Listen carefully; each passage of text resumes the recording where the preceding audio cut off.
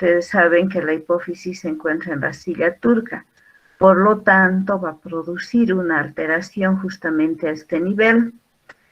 Y los tumores pueden ser de micro o macroadenomas, conocido como micro o macroadenomas, cuando sobrepasan los 10 milímetros y hablamos de macroadenomas. En este caso, ¿qué es lo que pasa? Va a existir una disminución de la folículo estimulante y la luteinizante con producción elevada de la prolactina. Entonces, como consecuencia de esta elevación de la prolactina, nuestra paciente va a entrar en cuadros de amenorrea. La prolactina elevada, entonces, en un 33% de los casos, no en todas las pacientes, puede haber secreción láctea, es decir, galactorrea. Aparte de esta galactorrea, nuestra paciente puede presentar hemianopsia bitemporal o cefaleas. El tratamiento consiste en la extirpación de estos macroadenomas. Los microadenomas se los deja y es una cirugía que se realiza a través del esfenoides. En el caso de que nuestra paciente presente galactorrea, entonces nosotros debemos inhibir la secreción láctea administrando la bromocriptina o la carbegolina. Entonces estos dos medicamentos nos van a ir a inhibir la secreción láctea. El síndrome de Sheehan es otra causa de amenorrea secundaria por alteración de la hipófisis. Aquí se dice que se presenta un panhipopituitarismo debido a una necrosis de la hipófisis. Toda la hipófisis está alterada, ya que se va a presentar en pacientes que han presentado hemorragia posparto. Habíamos mencionado que la tercera etapa, la etapa del alumbramiento, es la más crucial, la de mayor atención, porque justamente en esas pacientes que han tenido complicación en este periodo puede presentarse posteriormente este síndrome. ¿Y por qué se caracteriza? Nuestra paciente que ha sangrado más de 1000 cc en un parto va a llegar a una hipotensión y shock. Por lo tanto, se va a producir una reducción del flujo portal, disminución del flujo portal a nivel de nuestro eje hipotálamo-hipófisis, que va a condicionar la isquemia y posteriormente la necrosis de la hipófisis. Se dice que esta hemorragia, esta necrosis, puede lesionar por lo menos entre un 70 a 80% de esta glándula. Entonces la lesión es bastante extensa. ¿Y por qué se caracteriza? Generalmente estas pacientes, después de haber pasado ya el puerperio, vienen a la consulta y consultan por la menorrea. No les ha vuelto el periodo menstrual y estas pacientes ya tienen generalmente más de un año de puerperio y ha pasado prácticamente el puerperio, o en el puerperio inmediato tienen incapacidad para mantener la lactancia. Es decir, se va a producir una involución mamaria, prácticamente no pueden producir leche, ¿no? Hemos dicho que es un panpituitarismo, entonces va a haber pérdida del vello púbico, axilar, despigmentación a nivel de la areola y genitales. En este caso, ¿qué vamos a hacer? Vamos a hacer que nuestras hormonas vuelvan a su estado normal. Entonces vamos a administrar hormonas folículo estimulante, luteinizante, estrógenos, para que nuestra glándula vuelva a funcionar. Es importante entonces en estas pacientes, en toda paciente puerperal, evitar esta alteración, nosotros deberemos realizar en el momento del parto la transfusión sanguínea necesaria. Inmediatamente veamos que la paciente va perdiendo más de 1000 cc, nosotros debemos, como les digo, transfundir la sangre necesaria. Otro síndrome que se presenta a nivel de la hipófisis es el síndrome de la silla turca, que prácticamente se trata de una herniación a nivel de la aracnoides. Entonces se conoce como el aracnoidocele y se caracteriza porque el líquido cefalorraquídeo se va a introducir a nivel de la silla turca y en este caso la hipófisis se va a aplanar. Como consecuencia de la presencia del líquido cefalorraquídeo, existe mayor presión intracraneal, se produce una atrofia isquémica a nivel justamente de la adenohipófisis y nuestra paciente va a tener una disminución a nivel de la secreción de las hormonas de la hipófisis. Va a haber un hipopituitarismo. Esta alteración nos puede llevar a una amenorrea primaria o secundaria de acuerdo al tiempo de la aparición.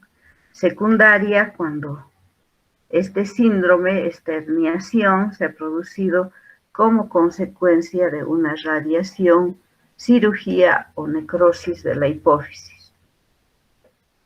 ¿Cómo nos vamos a dar cuenta que nuestra paciente tiene esta alteración? En primer lugar, por la amenorrea. La paciente va a acudir por presentar cefaleas de intensidad muy variable, generalmente son intensas que no puede soportar, deterioro visual, es decir, va a perder la capacidad de la vista, y la hidrocefalia.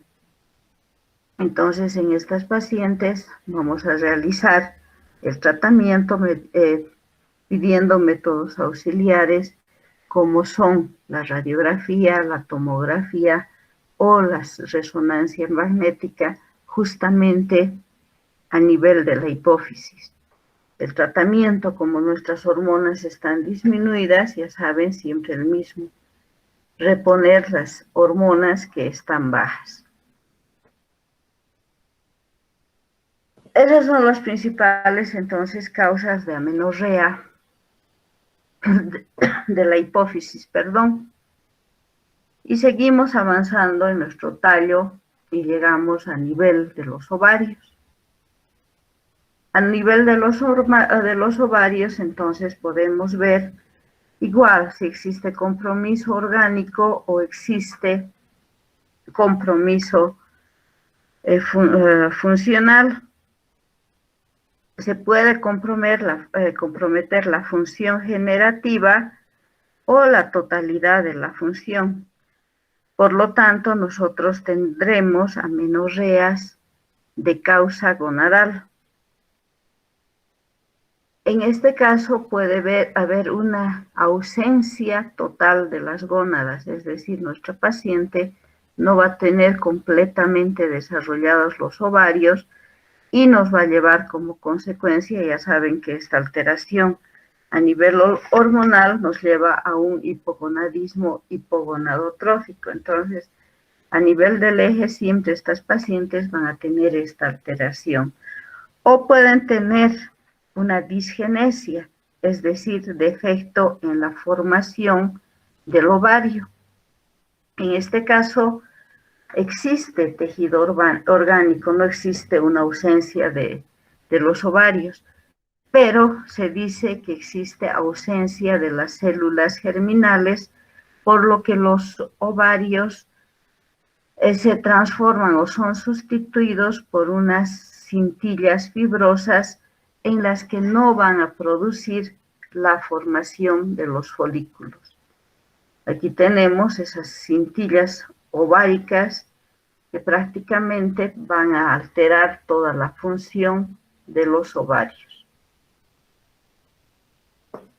Las amenorreas ováricas, ya habíamos hablado al inicio de la clasificación de las amenorreas, pueden ser con estrógenos circulantes, es decir, que nuestros ovarios prácticamente producen los estrógenos, pero lo que está aquí alterado es la maduración de los folículos.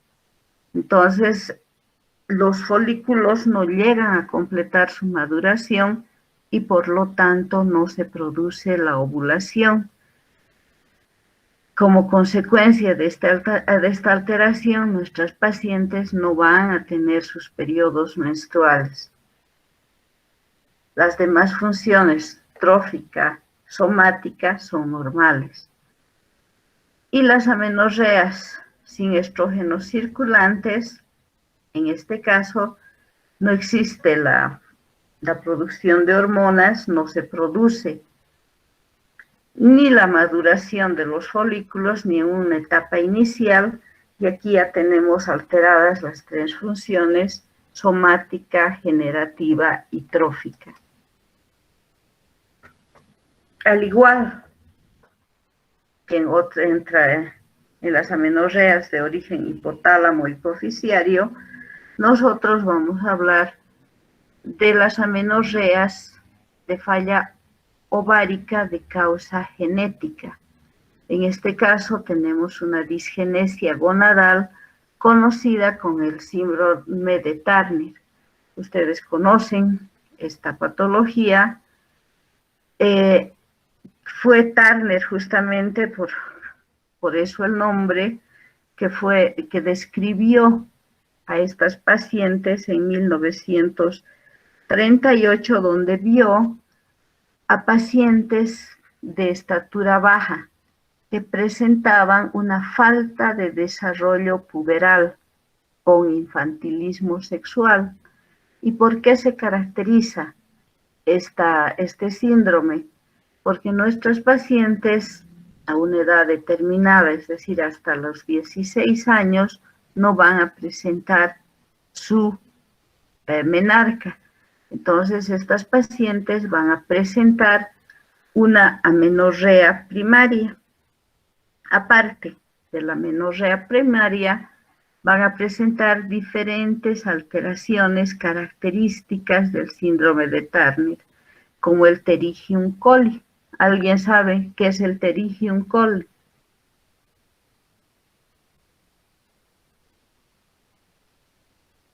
El pterigium coli es cuando el cuello tiene la forma alada. Las partes laterales presentan un crecimiento que justamente dan esta característica. Estas pacientes, aparte de tener el cuello alado, entonces van a presentar un cuello corto, epicanthus, es decir, un pliegue que se presenta a nivel del ángulo interno del ojo, un pliegue bastante marcado, el cúbito valvo, y alteraciones a nivel del aparato cardiovascular o renal. Pueden presentar una coartación de la aorta o un riñón en herradura o agenesia renal. Aquí vemos entonces una paciente que tiene ese síndrome y aparte ustedes ven, estas pacientes también tienen implantación baja de las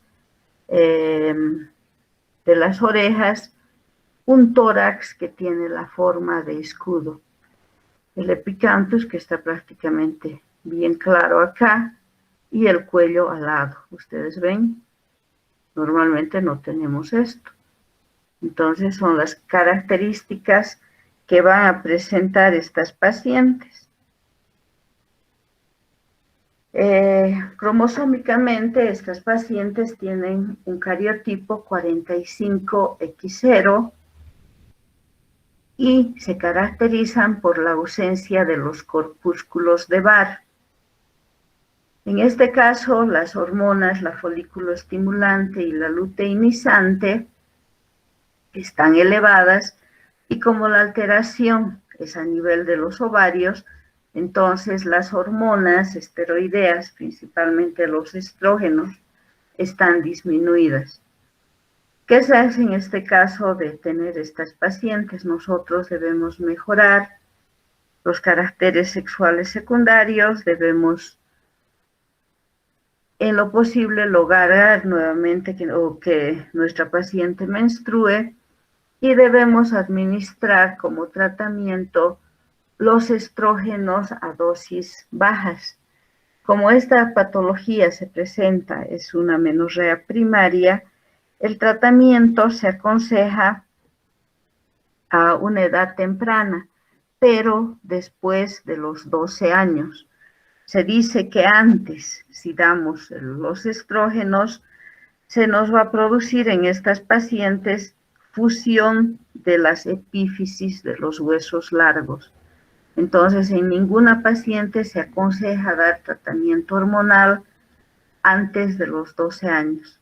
El tratamiento se aconseja para evitar justamente esta alteración, principalmente a la edad de los 16 años, pero en este caso se puede ya iniciar el tratamiento a los 12 años. El diagnóstico, vamos a realizar un examen cromosómico, vamos a ver en este estudio la ausencia de los corpúsculos de Barr. Otra amenorrea que se produce por alteración a nivel de los ovarios es el síndrome de feminización testicular. En este caso se dice que prácticamente no se trata de una amenorrea, ya que prácticamente estas mujeres genéticamente son varones, ya que tienen un cariotipo XY. Estas pacientes van a presentar, por lo tanto, un pseudo hermafroditismo. Estas pacientes se caracterizan porque tienen presencia de testículos, tienen un cariotipo XY, entonces van a presentar los testículos en vez de los ovarios, que es lógico, ¿no? Pero son genéticamente varones, pero fenotípicamente son mujeres. Estas pacientes, como consecuencia, van a tener un desarrollo mamario normal, una estatura normal, y lo que les caracteriza es que van a tener ausencia del útero. Nosotros vemos, es una mujer de estatura generalmente alta, y si hacemos su estudio, su cariotipo, entonces vamos a encontrar que tiene XY. Al no tener útero, entonces esta paciente no va a tener sus periodos menstruales normales, o no va a presentar jamás, perdón. Y también se caracteriza porque estos testículos no producen la cantidad suficiente de andrógenos. ¿Cómo vamos a realizar el tratamiento de estas pacientes que prácticamente tienen la apariencia de mujer, pero con testículos? Entonces, si la paciente, ustedes saben que actualmente o están volviendo a ser mujeres o a hombres de acuerdo a sus características cromosómicas, en este caso de las pacientes que aparentemente son mujeres, vamos a extirpar las gónadas, los testículos, y vamos a formar o vamos a reconstruir o realizar una vagina. Y esta paciente no vamos a poder realizar un útero, pero sí para que tenga las relaciones sexuales correspondientes. Entonces nosotros vamos a hacer en esta paciente una vagina, y para que tenga las características femeninas o conserve, entonces vamos a dar de por vida una estrogenoterapia sustitutiva. Aquí tenemos justamente el síndrome de feminización, donde nosotros vemos la apariencia de una mujer, pero prácticamente es un hombre. Tiene, ¿no?, algunas características masculinas. Entre las amenorreas ováricas secundarias vamos a hablar también de otros síndromes muy importantes, como puede ser la falla ovárica prematura. ¿Qué pasa en estos casos? Los ovarios van a dejar de producir los esteroides antes de los 40 años. Entonces, nuestras pacientes van a entrar en una amenorrea secundaria y como consecuencia van a tener una menopausia precoz. Esta falla prematura ovárica generalmente se presenta en el 1% de las mujeres en edad fértil. ¿Y por qué se caracteriza? Ya sabemos que en la menopausia los estrógenos van a estar disminuidos y como consecuencia las gonadotrofinas elevadas. Se dice que nuestra paciente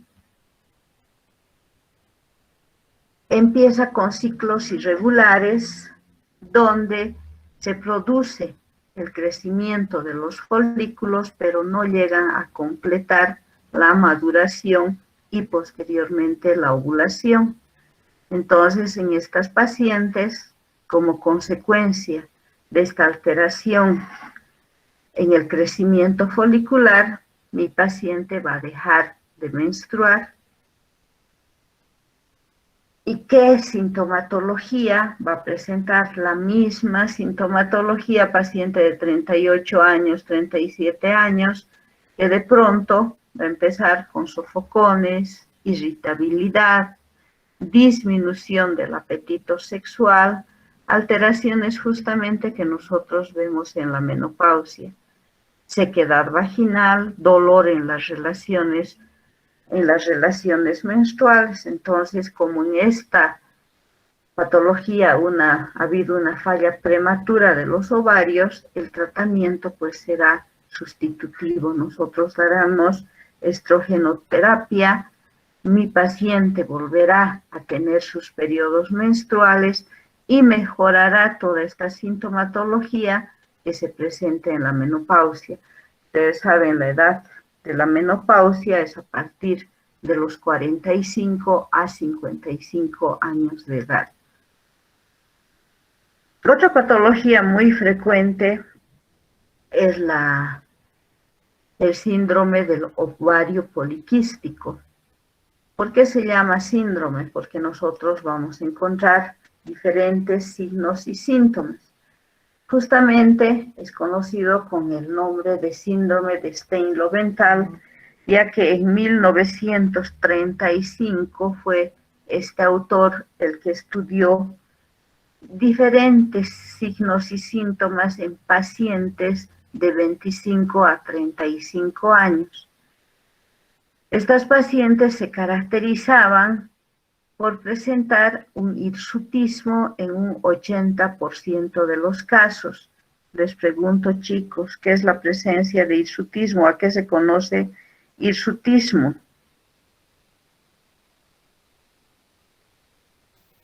¿Qué característica? Doctora. Exceso de vello. Exceso de vello a nivel, generalmente donde se va a presentar las barbas, los bigotes a nivel masculino, ¿no? Entonces, justamente en estas pacientes que cursan con esta edad, 25 a 35 años, y en un 80% o 50%, perdón, estas pacientes presentan obesidad, aumento de peso, generalmente a nivel de la cintura pélvica, abdomen y la pelvis. Estas pacientes también presentaban un agrandamiento de los ovarios, donde se vio que la capa, la albugínea, estaba engrosada y aparte de esto, debajo de esta capa tenía cavidades quísticas que tenían la forma de una corona. Y como consecuencia de esta alteración, entonces nuestra paciente ingresa en un cuadro de amenorrea funcional. En estas pacientes entonces están disminuidas las hormonas esteroideas y se produce un hiperandrogenismo donde principalmente la testosterona está elevada y como consecuencia, ya habíamos mencionado, nuestra paciente va a presentar este hirsutismo. Y aparte, un síndrome caracterizado por un aumento de la insulina que también nos va a llevar a otra alteración, que es la anovulación crónica.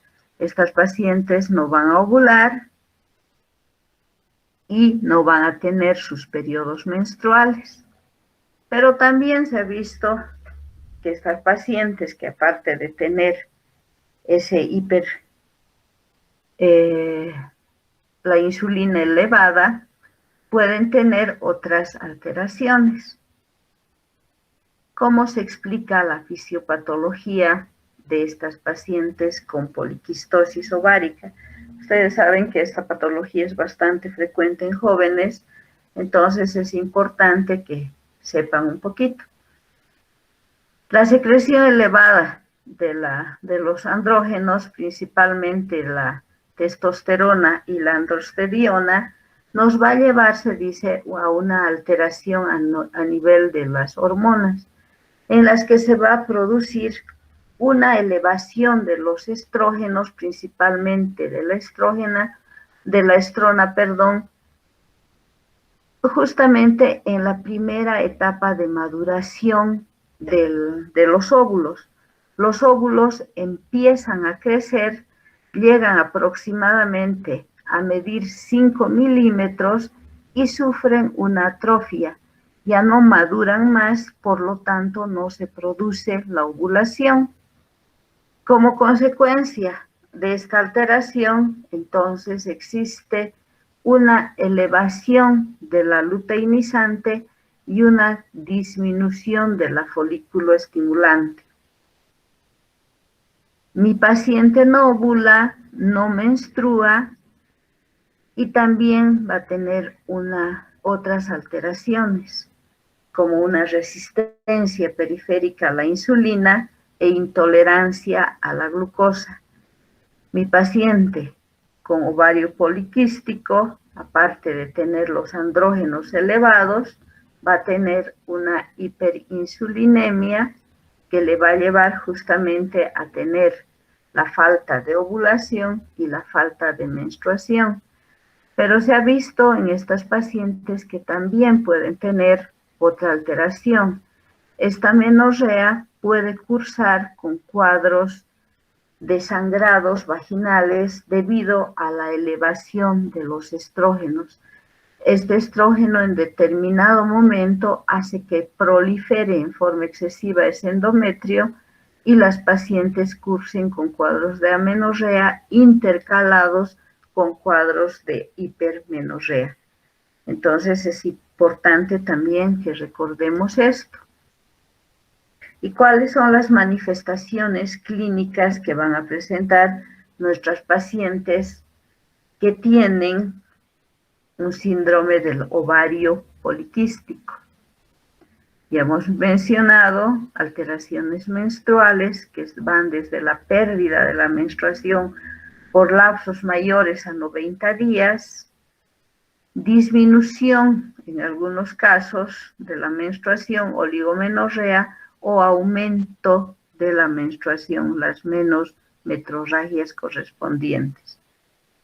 Debido al hiperandrogenismo, a la mayor secreción de testosterona, entonces nuestra paciente va a presentar el hirsutismo, la aparición del vello a nivel generalmente del mentón, donde tienen el hombre, como les mencionaba, el bigote, la barba, etc. Pueden tener la alopecia androgénica, es decir, la pérdida de cabello, acné y la correspondiente obesidad. Aquí ven el bigotito de esta paciente. También pueden presentar pigmentación a nivel del cuello, justamente por esta producción de en mayor cantidad de los andrógenos. ¿Qué vamos a hacer? ¿Cómo vamos a diagnosticar esta patología? Nosotros ya nos vamos a dar cuenta por las alteraciones del ciclo menstrual, paciente que no menstrua, paciente que presenta el vello en distintos lugares, le está creciendo, doctora, mucho vello a mi hijita, principalmente a nivel del mentón, etcétera. Nosotros ya podemos sospechar de una poliquistosis ovárica, pacientes gorditas que han empezado a aumentar de peso. Entonces vamos a solicitar una ecografía. En la ecografía nosotros entonces vamos a ver a nivel de los ovarios la presencia de múltiples quistes que se van a alojar en la parte periférica. Ustedes ven, son estos quistes que han llegado a crecer, pero no han madurado, no han estallado, entonces se van formando diferentes quistes, lo que nos lleva a que aumente el volumen, el tamaño de ese nuestro ovario. En anatomía patológica vamos a ver el crecimiento de la albugínea y las formaciones quísticas en el interior de ese ovario.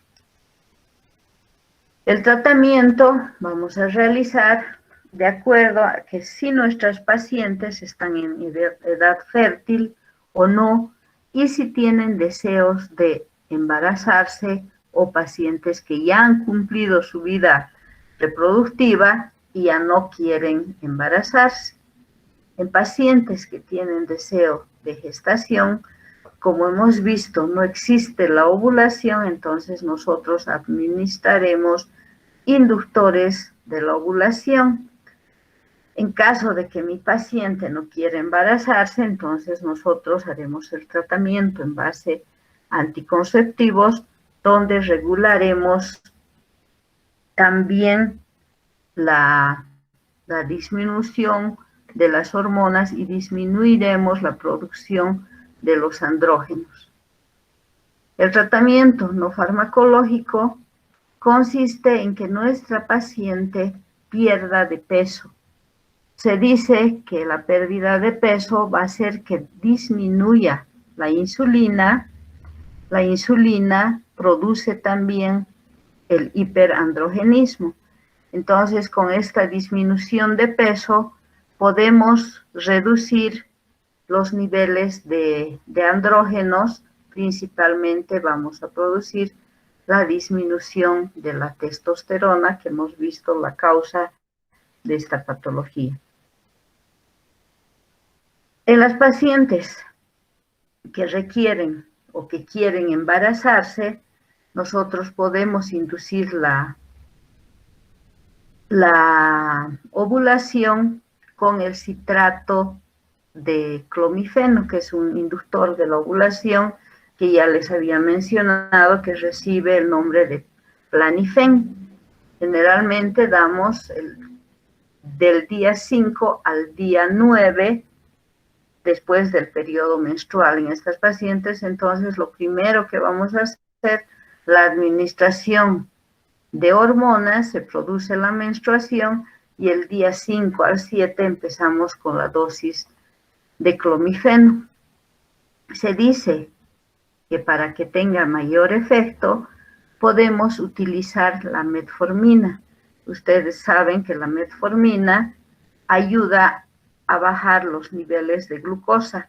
En este caso actúa a nivel de la insulina y hace que disminuya los niveles de testosterona. Como consecuencia, entonces, mi paciente va a llegar a ovular y va a poder embarazarse. Otro tratamiento es la administración de las gonadotrofinas y, sobre todo, la administración del luteinizante, que juntamente con los estrógenos ayuda a que nuestra paciente ovule. En el tratamiento del hirsutismo, pacientes que tienen vello a nivel de todo el cuerpo, podemos utilizar el tratamiento o podemos empezar nuestro tratamiento mediante la administración de progesterona, 200 miligramos a partir del día 15 al 25. Podemos utilizar la Provera, podemos utilizar el Primolutnor, que es la noretestosterona, justamente entre esos días 15 al 25. También podemos utilizar otros compuestos nuevos que vienen con el nombre de desogestrel, la androspirenona tipo A, que vamos a encontrar en otro tipo de anticonceptivos hormonales. Para disminuir los niveles entonces de insulina, ya habíamos mencionado que podemos utilizar la metformina, que viene también con el nombre de glucopaje o y que tiene la característica de que se administra una sola vez por día. Si utilizamos la metformina regular, podemos utilizar 500 miligramos cada 8 horas. El glucofaje que viene, o paje también, que viene como de otros laboratorios, se administra una dosis de 500 u 800 miligramos solamente una vez por día. Entonces esto va a mejorar la actividad ovárica, va a normalizar a la hormona luteinizante, se va a producir la ovulación y nuestra paciente va a tener sus ciclos normales y si desea embarazo, entonces también va a poder embarazarse. Cuando nuestra paciente, a pesar de recibir tratamiento, no puede embarazarse, no se produce la ovulación, entonces el tratamiento consiste en la resección en cuña de los ovarios. ¿Qué significa la resección en cuña? En que nosotros estamos sacando una parte muy pequeña de los ovarios, no estamos llegando a la extirpación de los ovarios, sino simplemente sacar una pequeña porción de los ovarios para estimular la ovulación. Generalmente después de esta cirugía las pacientes ovulan normalmente y vuelven a tener sus ciclos normales. Ovulan y lo que quieren embarazo se vuelven a embarazar. Yo creo que ya no vamos a terminar lo que corresponde a alteraciones del útero, a la menorrea uterina, y terminamos el día jueves. Y es poco lo que nos falta, pero prácticamente no vamos a terminar, por lo menos son 20 minutos. ¿Alguna pregunta que tengan hasta ahí, chicos?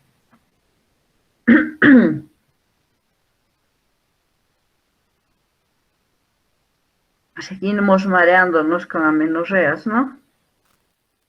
Sí, doctor. Bueno, entonces nos vemos el día miércoles y terminamos con amenorrea. Hasta luego, doctora. Listo, Gracias, doctora. chicos. Hasta luego. Vaya bien. Chao, chao. Chao, chao.